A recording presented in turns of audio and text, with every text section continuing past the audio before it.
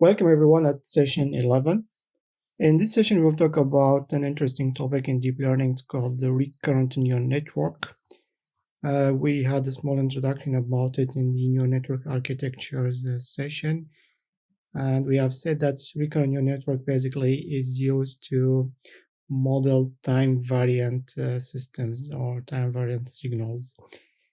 And which basically most AI tasks are time dependent or time varying systems and has a variable input size as well. So, for example, when it comes to voice recognition, voice is a time varying system. When it comes to tracking an object on videos or in a scene, this is also time varying because the object change its position over time. Robotics in general, any task of robotic is time varying or basically time dependent system. We have seen cellular neural network or CNN, which is type of neural network that is used to actually or is capable of dealing with size varying systems like images, for example. Because the image, we don't care about the image size, we care only about the kernel size that would convolve over the input image. Now, CNN is also capable of doing or actually dealing with time varying systems because we have also seen an example of doing a one-dimensional convolution over a signal. But recurrent neural network, as we will see later, has more advantage over CNN. It has what is called the internal memory that is very important, short-term and long-term memory that is very important to predict the future or to predict the next state, for example. Now, RNN basically, because it's a sequential varying or a sequential based system and the time varying based systems, can model the different cases like one-to-one is basically, that means that the input and the output size is kind of fixed. One-to-many, we have single input, many outputs. Many-to-one, we have many inputs, one output. Many-to-many, basically many input like a sequence, like here, for example, we'll see later, like, for example, translation from English to German. And this is basically one special type of recurrent neural network. It's called the sequence-to-sequence model, which act like autoencoders. So first we encode the model, or we encode the input sequence, and then we predict. And basically the prediction comes after the encoding, or basically sequence or synchronized here encoding to decoding. So RNN can deal with all these scenarios. This also what makes it, let's say, has more advantage than other architectures, but also has some drawbacks, of course, and some limitation, as we'll see later. So what is the basic of RNN? So we have seen that the normal neural network or normal neural model, mathematical model, is we have here a linear function where we multiply the weight with xt plus bias if there is bias, and then we have the activation function, and this ht here, for example, represent the activation or the hidden state. So in RNN, because it's a dynamic model, they have some notations coming from dynamic modeling. So this is hidden state. So basically this is why it's called H here. In the previous lectures, we call it A, but it's the same. So it's basically the activation here after the activation function. The difference in RNN is that we don't only take xt, which is the current input, into the consideration to predict the hidden state or the output.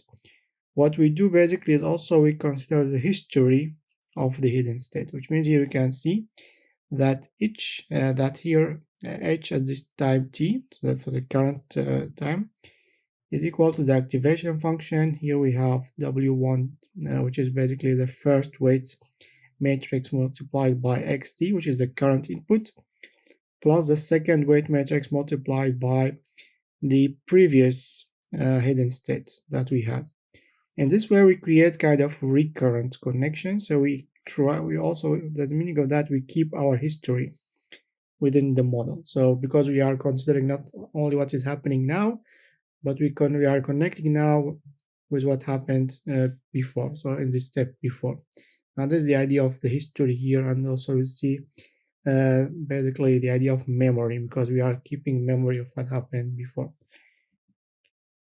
So if we unfold the recurrent neural network model, or actually the recurrent neural model, single neural model, so the idea of what is this connection is basically can be unfolded in a sequence like this. So now we have x0, x1, x2, x3. This is time. Okay, this is this time dimension. So at the beginning we have x0, we have the hidden state h0, which is the same here. So this also the hidden state is 0. So before here we start with, for example, as an input, it would be 0 value, for example. But here, for example, when it comes to x1, we are taking h0 plus x1 to predict h1.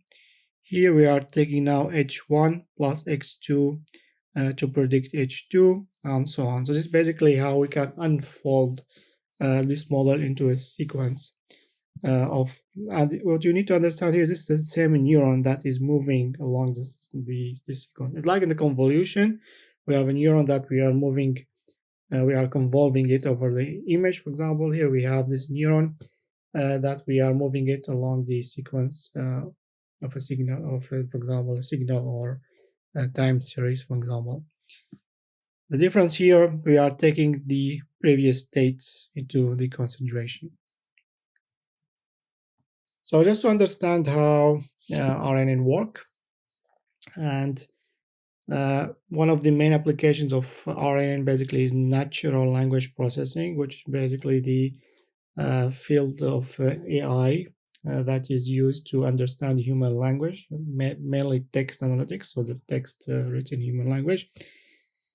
And the text is basically a sequence of words. So it is basically kind of a sequential system, like a time varying system. And RNN, as I said, is one of the best models for one of the the model for NLP. Sometimes I use CNN, but RNN is much better because of the memory.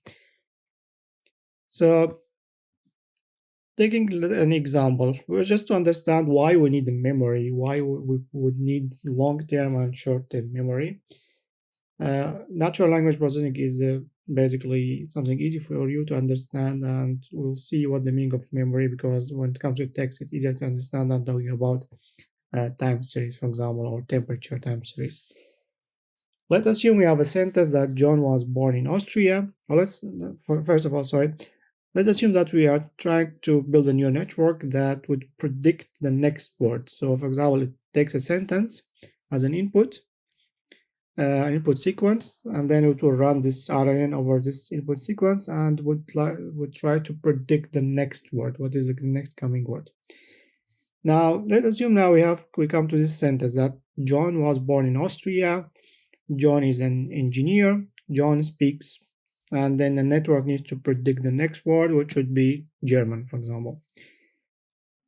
Now, why it's long-term dependency? By short-term mainly is the previous word. For example, long-term is really longer than the previous word. If we unfold again the sequence that is running over this input sentence, where we have, for example, here the RNN that produce hidden state. When I have only one here RNN, it's basically, that means one layer. That means here's the input. We have here activation and directly output. So this hidden actually state here is an output state. This is our input. So our input is John was born in Austria. John is an engineer. John speaks. So this is basically our input sequence. And this neuron is running over this sequence and always trying to predict the next word. So, for example, here to try to predict that the next word is was. When it comes to here, it needs to predict that the next word is born, and so on.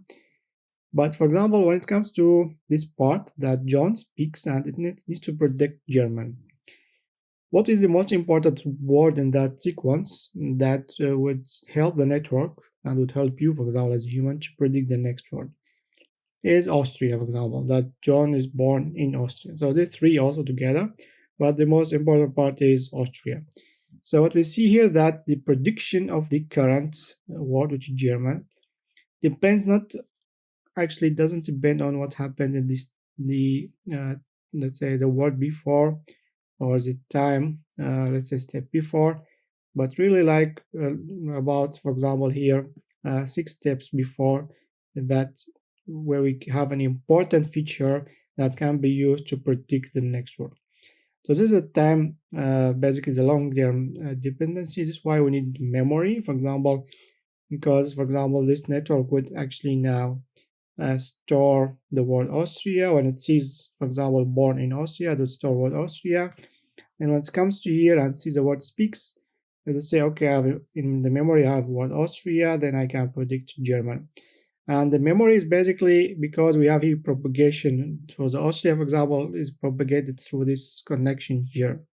So it's not, if we don't have this connection, then we don't have the time connection, for example, then what I'm here would be independent of what happened before. And this is what the memory is happening because of this connection there, the recurrent connections. Now, this is single layer neural network, recurrent neural network, because we have only input, neuron, then output. This we could have multiple neurons here again, not only one neuron. So we could basically 10 neurons that are used to process the input words, for example. The words in natural language processing, for example, they are categorical data. So one way of encoding them in order for the network to use them is to do one-hot encoding, like what we have seen in the, for example, in the cross entropy, how we calculate the output entropy or the output loss of classification neural network is we have one hot encoding of the classes. We do that the same with the input. For example, we would have like a vector of let's say 10 columns representing 10 English words. And when the, for example, the first word is present, then the value of that word would be 1 and the rest would be 0. This is what is called the one hot encoding. So if you want to understand more, you can look for it. But also there is something that I'm not covering here because it's really related to NLP. And if you want to go deeper, you have all the knowledge to go deeper because it's a neural network architecture. It's called the embedding.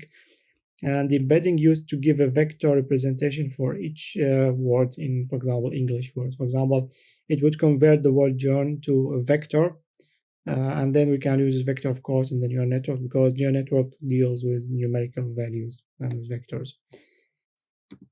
So if we have multi-layer RNN, that means it's not only one layer. Then we basically would have John, for example. Then we have the first hidden state. This is the first hidden layer. Then we have the second hidden layer. Then we have the output layer again. So of course, if we do that, we have now more capacity in the neural network because we have deeper, which means we can extract deeper features. But here, of course, the long-term dependency is still between German and Austria. But here, for example, we have the deeper network, so we have multi-layers. We can directly see we have two deep let's say directions here in your network. One is the number of layers direction. The other one is how long the sequence is, because we have this direction and we have this direction that we are doing the calculation along. So an example of sequence-to-sequence model, I talked about an example of recurrent neural network over text is machine translation, like Google Translate, for example. Google Translate, like 10 years ago, I think it had about 200 million lines of code because it was mostly rule-based, where basically it's using some logical programming where humans are trying to write programs on how to translate from English to German, for example. And of course, they need to consider all the grammar or also the semantic of the language in order to predict or to translate. Now with the neural network, it was actually reduced to about 200 codes. So this is the power of a neural network, power of machine learning. And what is happening, what they use mainly is sequence to sequence machine learning. With the difference here is that in this part we used to predict the next word, which means that, for example, here John, as I said, the output should be was, because it's the next word. Here was, then the next would be born.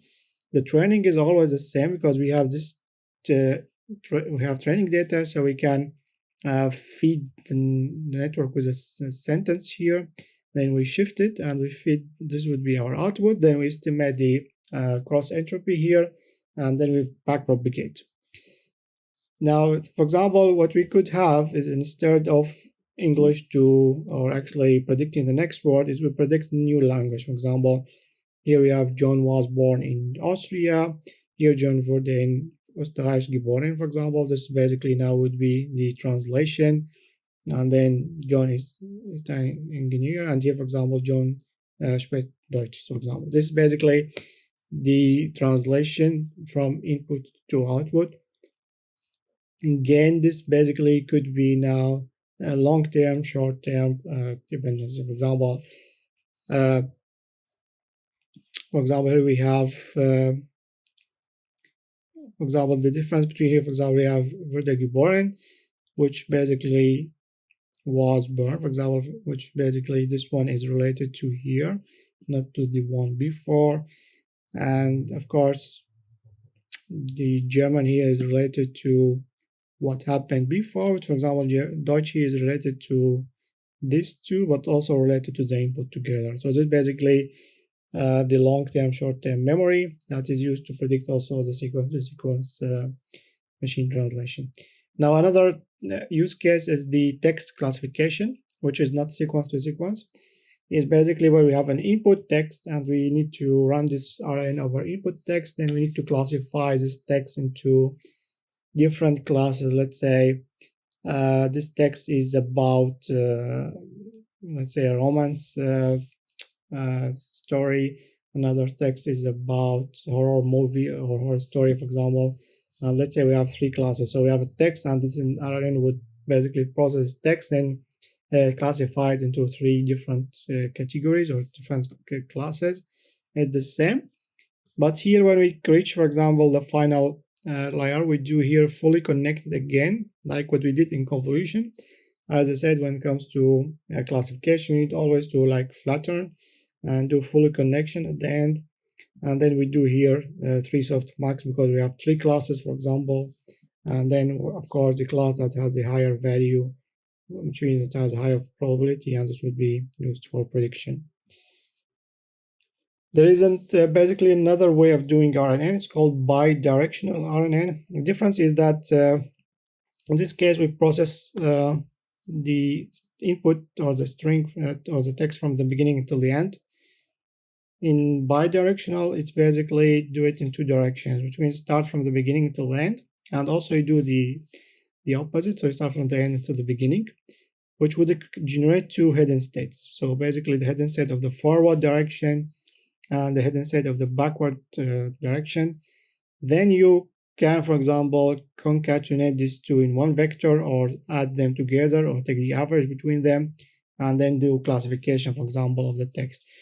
This because sometimes the dependency is not always between a word that's in the beginning and the end. It could be also in the opposite direction.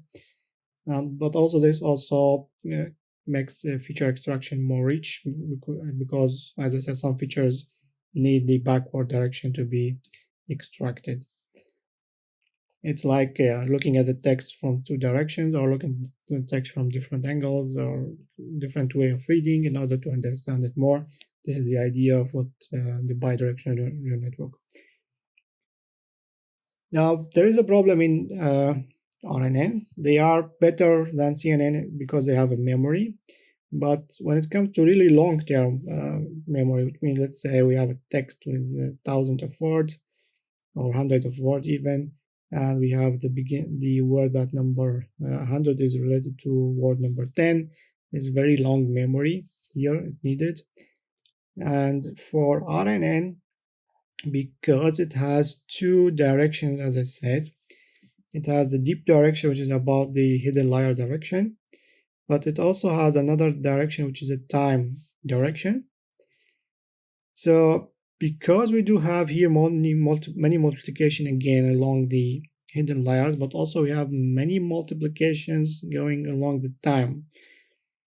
And we have said before, because here we are using small weight values because of regularization, for example, or if you are using some sigmoid or tonnage, the values could be between 0 and 1. And if we do many sequential multiplications with values between 0 and 1, the value would vanish. That's why the memory would vanish if we have very long sequence. And this is why the long-term memory would vanish, for example, which means it would need to forget long-term memory because again of the vanishing of the information, and also in the learning would vanish in the gradient. And here basically vanishing when it comes to RNN, gradient vanishing basically can happen in two directions. The normal one, which happens usually along the deeper layers, but also along the time sequence. So there was a new architecture that was basically presented, which is now very famous. It was presented in the mid-90s. It's called the long-term short-term units. The long-term short-term units basically is a unit that consists of about 4 different neurons, as you will see later, that are mimicking or simulating normal memory units in, for example, in our PC or in our microprocessor.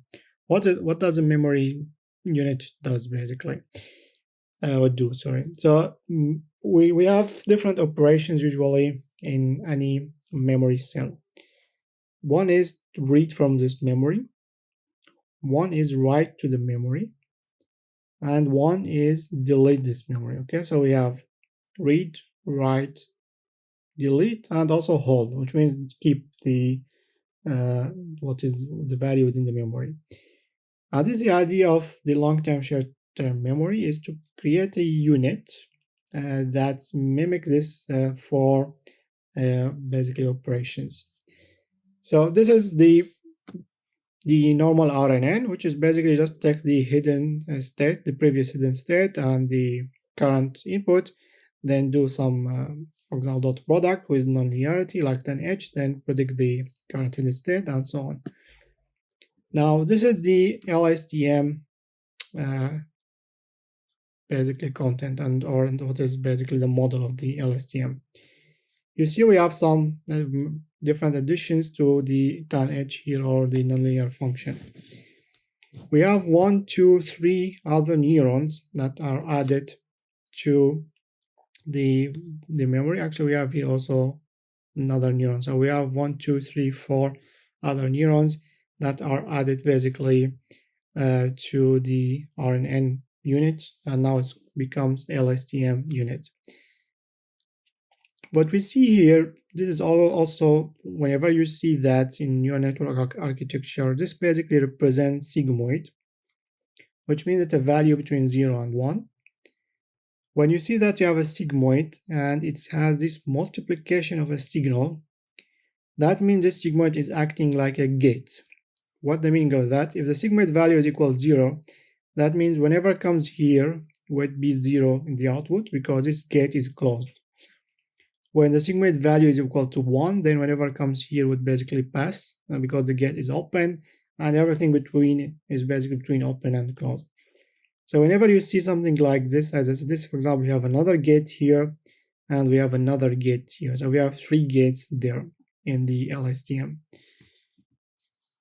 So what are these gates are? So for example, as I said, they are in the memory, in the new normal memory cell, we have forget input, which is write, and output, basically, which is read. And in LSTM, basically, we have the same. We have forget input, output, or actually also called forget, write, and read gates. So each gate is modeled as a single neuron, normal neuron, which means it has a logistic regression of a given input. That means it has, for example, weight multiplied by the vector, input vector, plus bias. The first gate that we will talk about now is a forget gate. The idea of forget gate basically is should I delete what is within the memory, or not. Delete, that means what is in the hidden state of this memory would be equal to 0. Don't delete, that means keep whatever within that memory. This is called the forget get layer. The important thing that basically to consider now, it is a sigmoid, which means it has a value. We have here a ft, which is here a scalar that has a value between 0 and 1.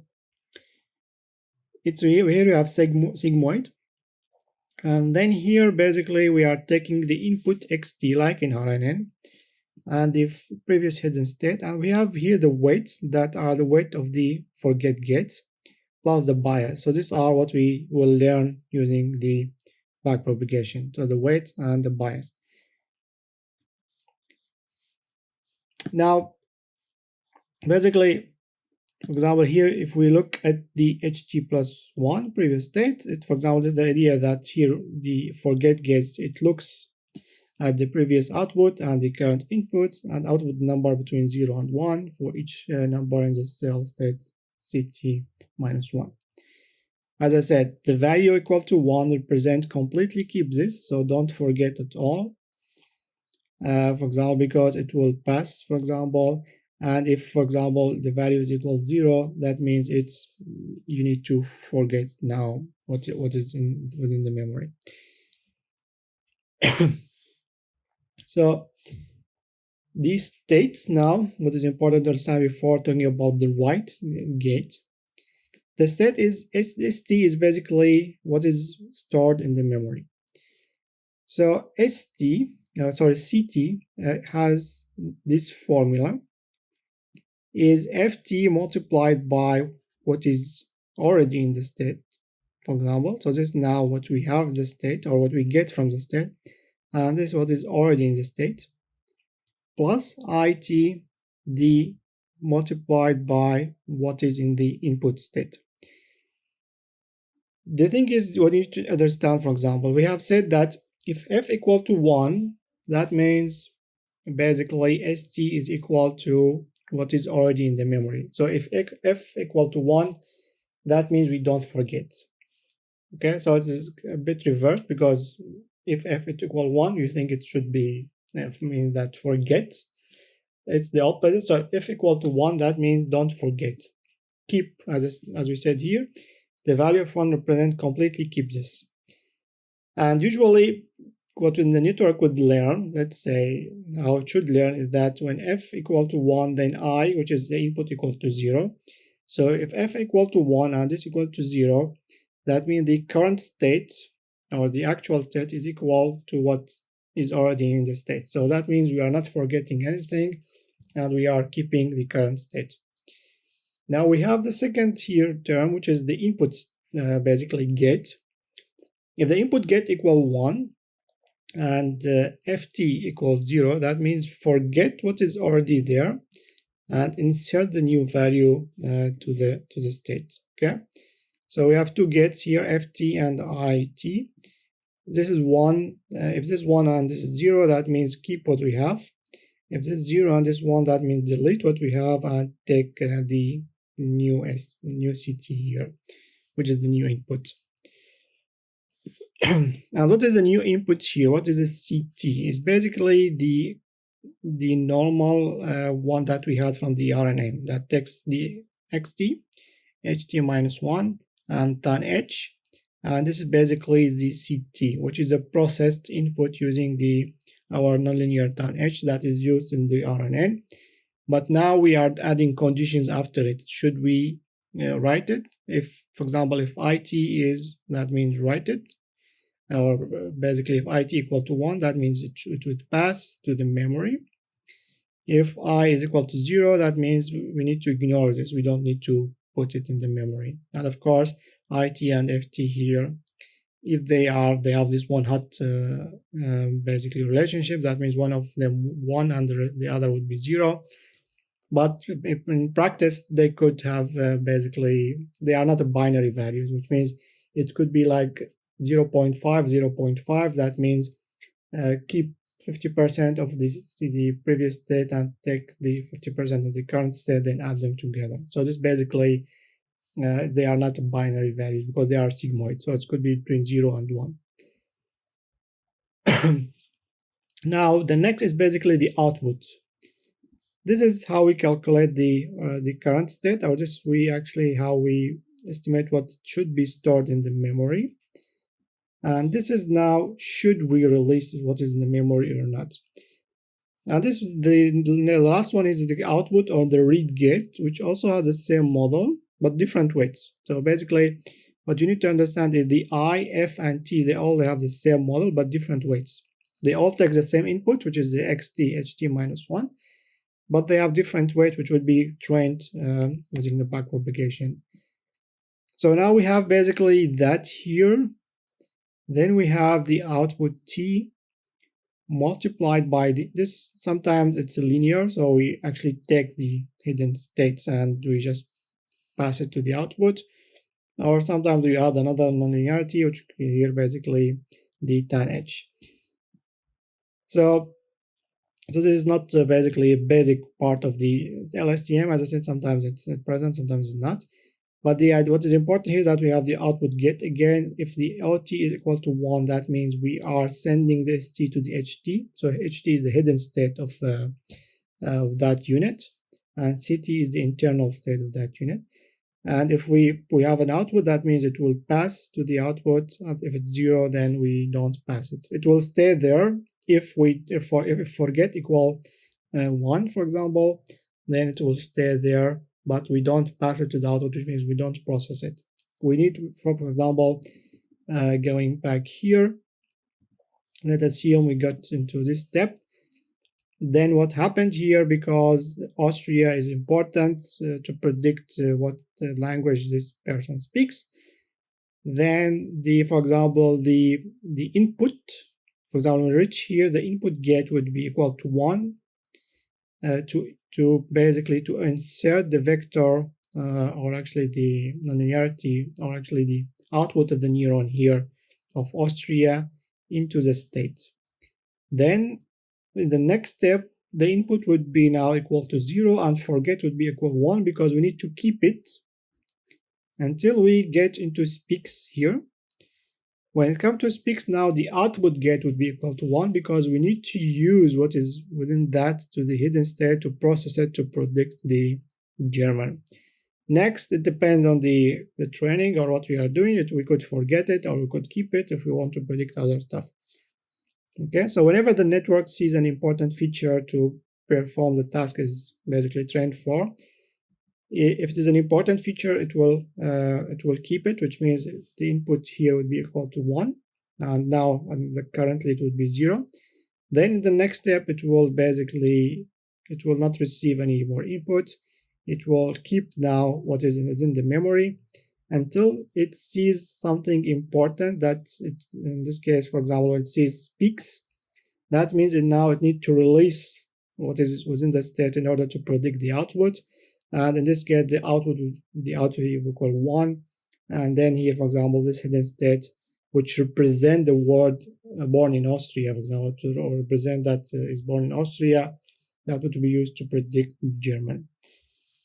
So this is the general model of the LSTM. As I said here, there's no tan h, for example, as you see for the output. That was some specific model. But this is general. We have 3 gates. We have forget gate, input gate, output gate. We have the input, of course, here, which is the xt. The first thing is that the input gate would let the xt go in or not. If it let it go in, it will be processed by the tan h, for example. And then here we have the forget gate, which is basically we have the recurrent. If the forget is equal to 1, then it will keep storing. If forget equal to 0, it will release or delete what is inside and maybe take what is coming from the input. If output get equal to 1, then it will process it release it or to the output. So this is LSTM, which is basically now very, very famous and very common, like CNN, and used very commonly in NLP and also in time series prediction. There are new adoptions of LSTM, like the attention mechanism, which is one of the papers that you need to review. For example, that used to improve LSTM, also improve the long-term memory. There are now another computing, or let's say computing, and also competing new architectures like the the transformers, which are not recurrent neural networks, but they are basically they have a attention mechanism inside, and now they are actually performing but better than LSTM when it comes to NLP.